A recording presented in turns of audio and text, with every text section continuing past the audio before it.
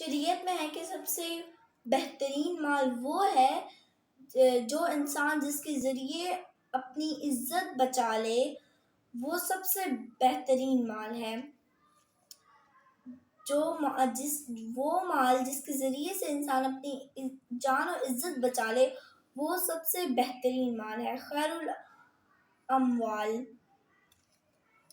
وہ مال جس کے ذریعے سے انسان اپنی عزت بچا لے، اپنا دین بچا لے، اپنی شخصیت بچا لے، وہ سب سے بہترین مال ہے۔ اور سب سے بدترین مال وہ ہے جس کو وصول کرنے کے لیے اپنی عزت گوا دے، جس کو وصول کرنے کے لیے انسان اپنی عزت گوا دے، اپنی آبرو بھی قربان کر دے، وہ سب سے بدترین مال ہے، سب سے برا مال ہے۔ اب شر الاموال اور خیر الاموال۔ خیر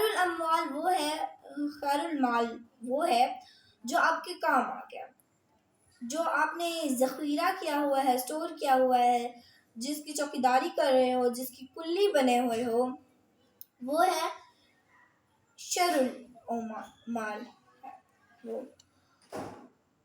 اور خیر المال وہ ہے جس کو آپ نے خرچ کر دیا، خرچ کر کے کچھ حاصل کر لیا ہو، یا اللہ کی رضا حاصل کر لی ہو، یا اس سے اپنی عزت قائم کر لی ہو،